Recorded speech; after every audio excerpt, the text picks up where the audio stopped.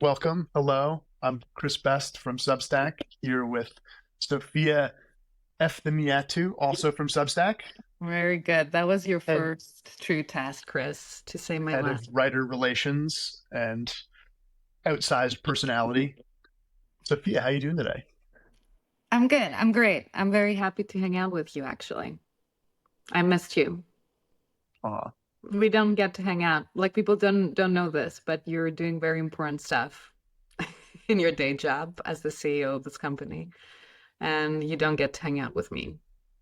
thank you for saying so. So, first of all, how many of these have you done? Of specifically the lives, I think this might be like the fifth or sixth one. I think you've done more. I think I've done What more. inspired you? What inspired you to get into this? I thought it was when you announced, I saw it on notes, you said, I'm going to be doing one of these once a day. I thought it was like I thought it was a cool thing. I thought it was a brave thing.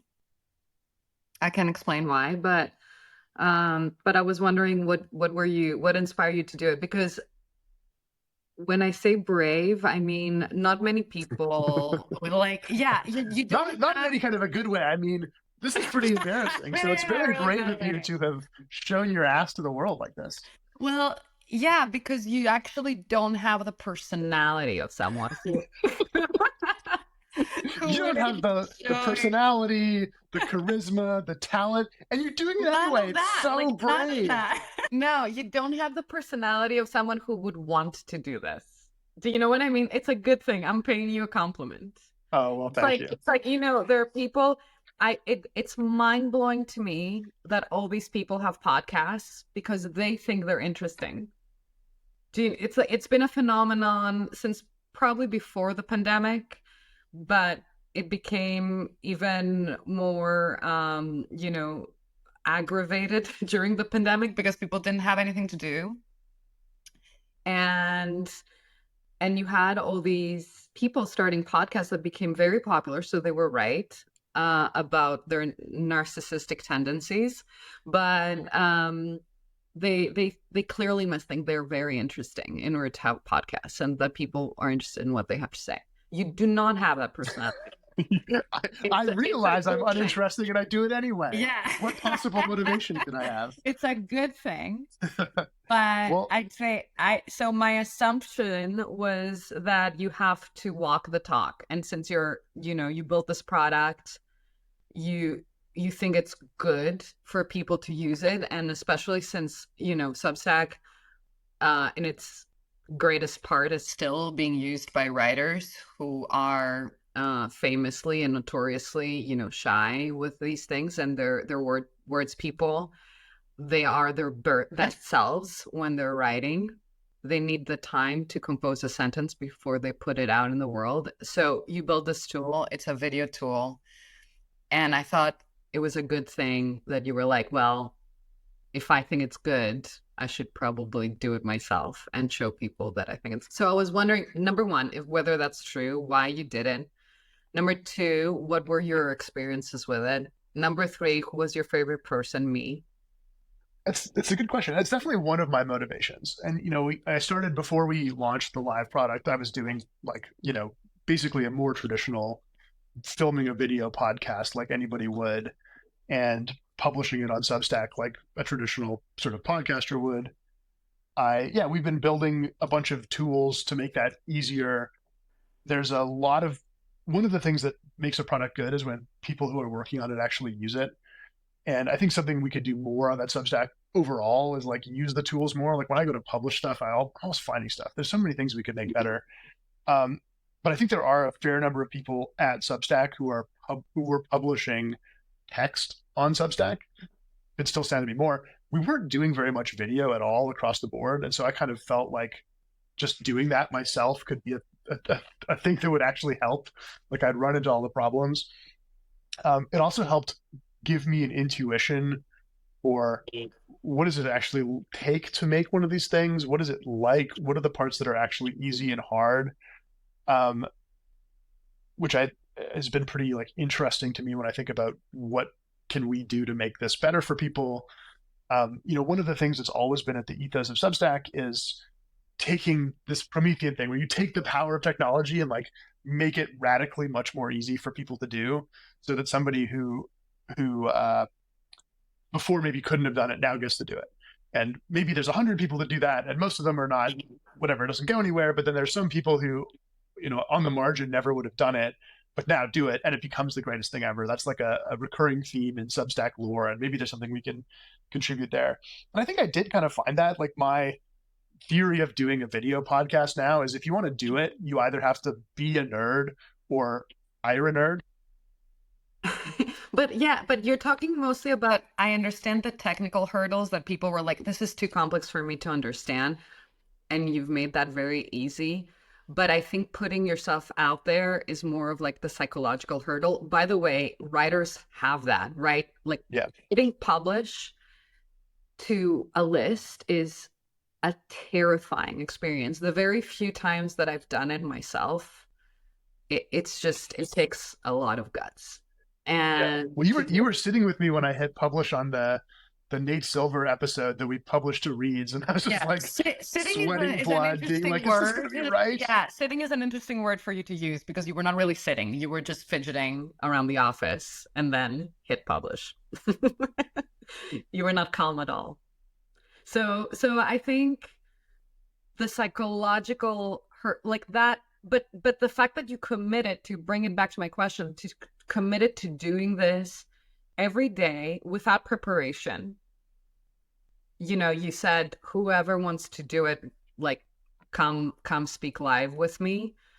I thought that was cool, and I thought I learned something from watching these. That's why I'm curious to see what you learned, like whether it was how easy or hard. Did it get easier every time, or was it just as hard, or were there, like, which one was the most challenging? Let's start from there, if you can tell. Which one was the most challenging? I don't know. I think different ones are challenging in different ways. I'm kind of still, I don't know, the whole thing's still a bit of a mind fuck. I'm still figuring out what we're doing. Another part of my motivation is just like having an excuse to have conversations that I selfishly want to have with interesting people, is really nice. Like, I actually do like that part of it. It's like, oh, it's like an excuse for me to, go talk to someone that I'm interested in talking to. That's what makes you good at this, because, like, for every single one that because you kind of went in it with curiosity, genuinely curious about the other person, and as I said in the beginning, I get very annoyed with people who think they're the shit and that we should be watching them talk. And you don't have, you actually come across as humble in a natural way. Don't lose that. I hope by telling you this, I'm not gonna make you lose it. Get a superhero costume designed, Mr. Humble. You should remain insecure. and then no problem. And then you were genuinely interested in what the others had to say, whether it was about the platform and their experience with the platform. And I know this keeps you awake at night, and you take their feedback very seriously, but also about their idea. Like, I could see you thinking as they were talking and then making contributions to the conversation, but from a place of ignorance, like, Maybe that's a thing that I provisionally believe, and I'm interested in exploring at least, is just like being willing to be sort of ignorant and clueless and come at things from a place of curiosity. I wonder if I'm sort of two minds about it. On the one hand, I'm like, you want to make a polished thing and be really prepared and be respectful of the time of the people that are coming and joining the thing. I totally get that instinct.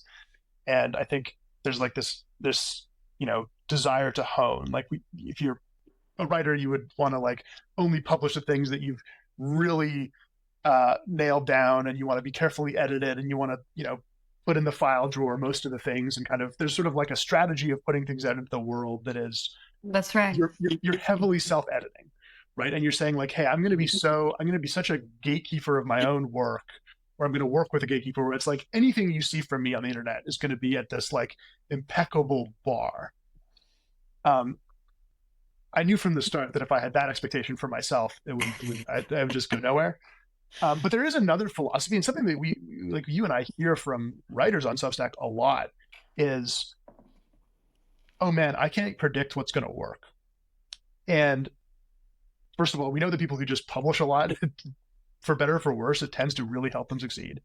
And an anecdote I've heard over and over is, I spent 3 weeks writing this 10,000 word magnum opus about this thing that I thought was going to really do the thing, and like nobody cared. And then another time I dashed off this thing on a afternoon that I wasn't even going to publish. I didn't think anybody would care about it. And then it turns out that that's the thing that catches fire. And so I think there's an alternate relationship you can have to publishing where you are much more free with it. Yeah. Where you're kind of just like, I'm just going to do a lot. And I don't expect everyone's going to I don't expect everyone to tune into my live streams every day. That would be like, bless you if you're doing that. And I appreciate you, but it's not my expectation. But it's like, if you do a lot of these things, you can learn faster, you can create a large volume. And sometimes the things that you didn't expect to work wind up surprising you and being the things that really work, and you learn from it. I felt that way about the Emily Sundberg live I did, where she agreed that morning to like do it. I hadn't been planning, so I wasn't prepared. I hadn't even read the main piece that That was kind of great. made sense for us to talk about. I mean, I felt bad about that. I like went to read it in the morning and didn't realize that it had been paywalled, and then I just was in meetings and ran out of time. And that was like a little bit, I think that was like, I don't know, there was some tension in that conversation. But it ended up being, I think, interesting. It's one of the ones that people have watched the most since then. I think partly because it has a good headline. And so you kind of never know. And so this idea that you could just have more real conversations with people, and then, as if by magic, the best of that stuff gets sifted out into something that is valuable to other people. If we could make that magic work, I think it would be really cool. Okay, so I totally agree with that. That's exactly what I've noticed with these lives. And so I'm going to double down on your point about the spontaneity, and that I always advise writers, especially before they launch, because I think once they start doing it, they get it, and they get to the point, where they will just sit down and write an email to a friend, essentially. I mean, in that spirit, compose a post and send it out. And usually those are the posts that perform the best, because it unlocks something in them, and it's that personal, intimate connection that's what their subscribers are there for. It doesn't mean that it's messy work or subpar or anything like that. It can still be very, the bar, they set it for themselves, and it's very high, the writers, but it's more about this connection that they're building with the audience. And Substack has done this very well. It's right, your version of, it's like your pirate radio. It like you can talk to the people and they tune into your frequency and all of that. And these live conversations, and I saw that a little bit with what you're doing, but I'm seeing it now with the election dialogues that we've been hosting. Usually there's a point about 20 minutes into the conversation where they forget that there's an audience, and we have a little green room right before they go live just to make sure technical parts are there. And I can see there's a little bit of nervousness always, even for those who have been doing it for years, like they've been on TV or stuff like that. But there's always a moment where they're like, I'm about to go live. And the moment they forget that there's an audience there, and they just start talking to each other like they're having a phone call, a private phone call, and people are eavesdropping. It reminds me a little bit of like Clubhouse when it first started, where you could just, that's what worked, right? It was kind of like that you were eavesdropping in a conversation. And it wasn't planned. It wasn't scripted. It wasn't like, sometimes people were carefully interviewing each other, but sometimes it was like person X would surprisingly drop in. Yeah, exactly. And so it felt like you got to be kind of a fly on the wall with people you're fascinated with having a conversation. That's it. And it's more about it stays true to the Substack ethos of inviting people into kind of a private space, right? It's not private, it's public. Anyone can join this live stream that we're doing right now, but it does feel like, well, step in and, voluntarily, and you can like hang around for a while and then leave if you want to. But it still feels pretty intimate. And I'm trying to understand why it feels, I'm not a fan of Instagram lives. Like I never tune into those. Um, and I don't know. I'm trying to understand why there's a difference, and I think there's something about that. That the other one is too deliberately projecting Mm, into the world. I don't know. Like I can't, because I think like Instagram has that quality as a platform, right? It's all about projection. It's all about, like even right. starting from what its core is, like the photographs that you put out into the world, this impression, that you're putting out into the world, which we all know now is like very fake most of the time. But and there's like a performative quality to it. Whereas like Substack always has this kind of there's not much of a performance because everyone is here, voluntarily, either as a subscriber or a writer. I want to go into the Freddie deBoer. Like it connects a little bit to what we're saying, but like anyway, I'm gonna stop. I've been talking for a while. Yeah, we should talk about the Freddie deBoer piece. I love Freddie deBoer. If you're not subscribed to Freddie deBoer on Substack, you're missing out on some wonderful, in my opinion, wonderful I agree. Yeah. writing, wonderful takes. Maybe it's a mechanical issue, but since we're talking about the Clubhouse and the live stuff, this is this is the core of this for me. I think the live thing is magical because it it forces and excuses you to have that unproduced, like Yeah. live natural. We're just actually talking, and we're not gonna deeply edit it. Like if you're watching, you don't expect this to be edited at all because it's live and we're just having a conversation. And sometimes it's a bit dull, and sometimes we skip a thing. So it kind of forces you to have it creates a permission structure for that sort of natural conversation. It allows for spontaneity. It allows for surprise. It feels very different to me. This feels different than when you and I sat down to record a podcast episode. Completely. Yeah, yeah, It's yeah. like, I agree. it's like maybe like recording a podcast episode is here. Being on stage in front of a huge physical audience is here. Live is like here. It's somewhere towards this end of it. But the problem with live is that nobody wants to watch things live because they have lives to live. Briefly in the pandemic, everybody was stuck at home and just desperate for any kind of social connection. And so, oh yeah, I'll tune into a thing at any hour of the day made sense, kind of. But I think we're not going to go back to appointment TV viewing. We're not going to go to a world where everybody sets time aside on their calendar every day to tune into Chris Best's live. I think the fact that you can do that is really nice. That when you really care, you can do it. If you're super hardcore, if you have the time, it's really cool to be there while the thing is happening.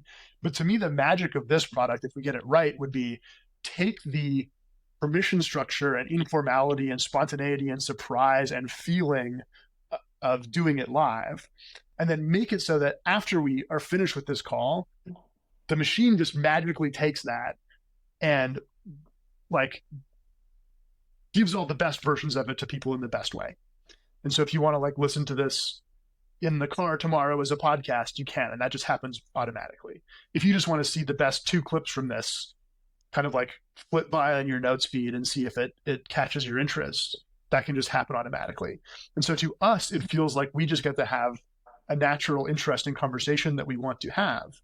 And then the output is something that does respect the reader, does respect the listener, does get translated into like the right time and place. So we're not asking everyone, well, either you're going to drop everything you're doing at noon on a weekday, or you're going to miss this thing.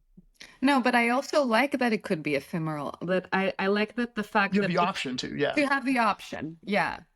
Because I think part of it is that, you were either there and you missed it. And I mean, it's not going to happen with this conversation, Chris, but there could be one conversation that happens in this way and people talk about it afterwards and it becomes more, it creates its own story and legend, like because you missed it and because you cannot access it. Unfortunately, with digital things, that is not possible most of the time. like I always say, that's why I believe in person events. Like no one has ever experienced FOMO for anything that happened online. Like even if people like talk to you about it afterwards, you're not gonna go find a video. You know, it's like who cares?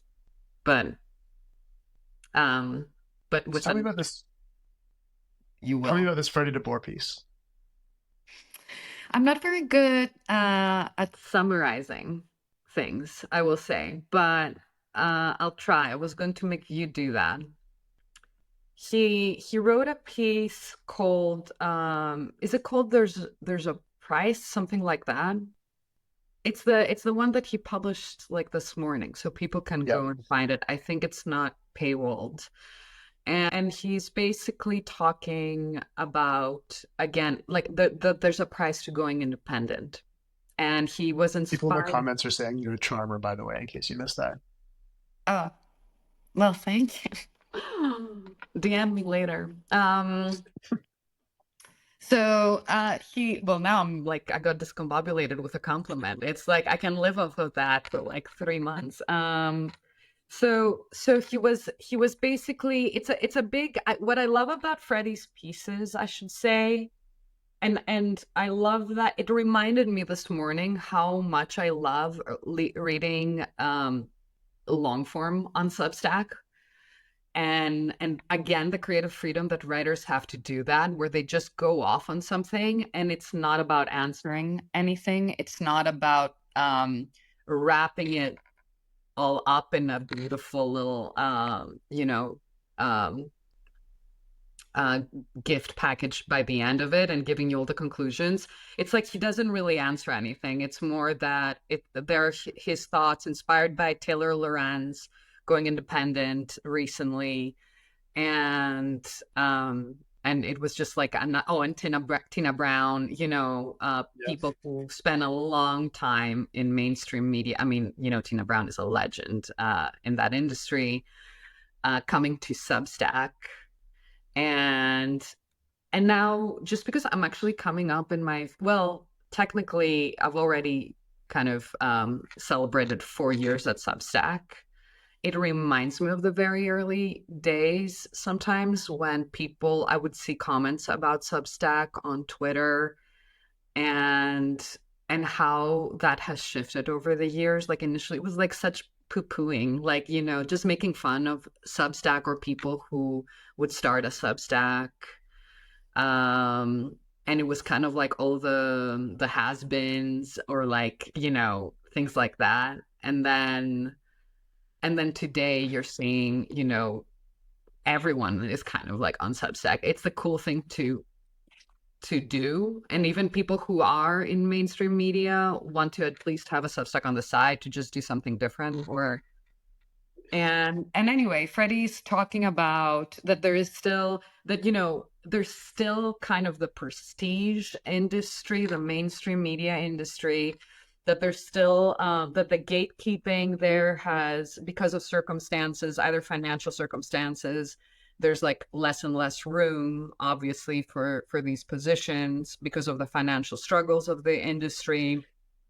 The gatekeeping has become even harsher than it used to be, even though independent media is experiencing more and more success. And you would think that they would actually welcome more of those voices now into like a mainstream, but the opposite has happened.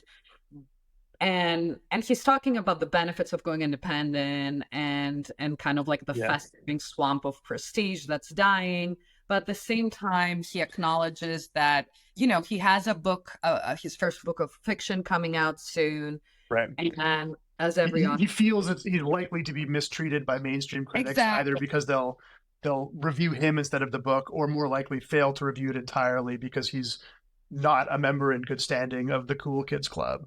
Yeah. Well, actually, I would correct that. It's not the cool kids. Substack is the cool kids. Well, this is Like, the it's piece not, that, it's like, it's the prestigious, it's like a different thing. It's kind of like yeah, Like in the years leading up to the French Revolution, it's kind of like the nobility, right? The cool kids are the revolutionaries in the street, but they don't know it yet. it's about to happen, but the nobility still has the power. And this is the thing that jumped out at me from this Freddie deBoer piece, because he's written the same piece, every couple months for the entire time that I've been reading him. He has the same grievances. He has the same, I think, very valid sort of takes. But towards the end of the piece this time, it feels like he kind of has this realization. And this is something that I have felt was coming and that we are helping to like bring about to some extent, where he's like, I have the same grievances I've always had. I feel like I'm, this is my paraphrasing now, but like unfairly excluded or mistreated, or perhaps fairly, but whatever. I'm not like in this club, and I sort of have some feelings of resentment about that. But then I'm now realizing, rather than feeling, bad about that and feeling maltreated, I'm sort of like, does that club matter anymore? Does it, like, maybe I can flip from being, mad that I'm excluded from this thing to almost like sorry for the people that are still in the thing. And I think it's in this place where it's not totally there yet. It's still like, hey, if I'm doing a book, I really wish that I could get reviewed. There'd be all these, this is the price. There is still some price for your independence, for like being willing to be outside and violate the norms and yada, yada. But that price is shrinking. It doesn't feel like it's as high a price anymore. Okay, and here's the thing. At some point, you're like, there's even a price. I'm going to interrupt you, But I don't even, I have a theory, and I wonder what you think about this. okay. So I'm 45 years old, right? So I'm like in middle age, and then my brother, his kids, the oldest one is 15. And I really don't think that past a certain age, like probably my age and higher, and below a certain age, that prestige and all of that matters anymore. Like, on the one end, we are the people who kind of grew up in that industry and experienced it before any other alternatives were real. And we kind of know it so well inside out to appreciate what has happened now and understand its value, and are already mentally in the future. And then there's this new generation where like all of that is just not even relevant. It's like completely irrelevant. And then there's like this middle, where it's still kind of relevant, but it's just like a few age groups, I think. That's my theory. And I think Fred, maybe, I don't know how old he is, and I'm not gonna like broadcast it, but I think maybe he's like at the end of like the group that matters, for which that matters still. And I think he says that in the piece. He says there might not be a next generation of these people. They might be sure there's not going to be. For sure. Like, I'm already seeing it, in the children. Like, it's completely irrelevant. So, yeah, go ahead. Sorry. Have you ever read I think it was a C.S. Lewis graduation speech, maybe, about the inner ring? No. I'm going to send you that one after. I don't think I have it in my mind well enough to ad-lib it here. But it's sort of related to this thing in a more general way. It's sort of, the thesis is basically, a mistaken way you can lead your life is by chasing insider status. And it's such a like powerful psychological pull to feel like you're kind of like, getting into the group, but that it's it's a mirage and a false god kind of. I know, and I think it might, hopefully it's a young person's game. That I think all young people at some point fall into that trap, but I think it serves people to grow out of it. If you don't grow out of it, if you're like in middle age and you still are chasing that, then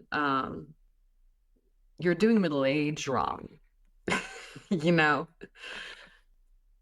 Because it's like that is the the beauty of it, I mean, there's many bad things that come with growing older, and it's bittersweet, but I think it's a false word, but the fact that you have failed in certain things are actually, that failure takes you into what's amazing about middle age, because that failure has taught you how little certain things matter.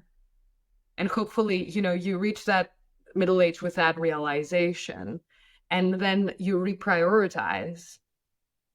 And that's what ends up making you make choices that leave you fulfilled and happier. But if you don't reach that and you still kind of continue chasing what you said, those false idols, then, oh boy, it's a long life. You know what I was thinking while I was reading his piece too, is that there's this fantastic Spanish proverb that says, civilization and anarchy are about 7 meals apart. Mm. And maybe I'm wrong in this, but I thought, mainstream and independence at some point were about 7 tweets apart, maybe less than that. But I don't think that's true even anymore. You don't have to go through that, in order to get to independence. All right. Well, I'm probably going to go have some lunch soon. Is there anything else we should cover before we go on hiatus? No. Well, I enjoyed your series. I hope you pick it back up. I think I will. I've been enjoying it a lot. The reason to stop is not because I don't want to do it anymore. We're going through a pretty exciting 2 weeks of the company, and I just want to be able to be totally zoned in. So I might do 1 or 2. I've got a couple of really good guests that I'm excited about, but then I'll probably pick it up back up more fully in a little bit. So thank you for being my last guest for a while. Oh, it's a pleasure, Chris. I'll see you soon. Bye. Yeah.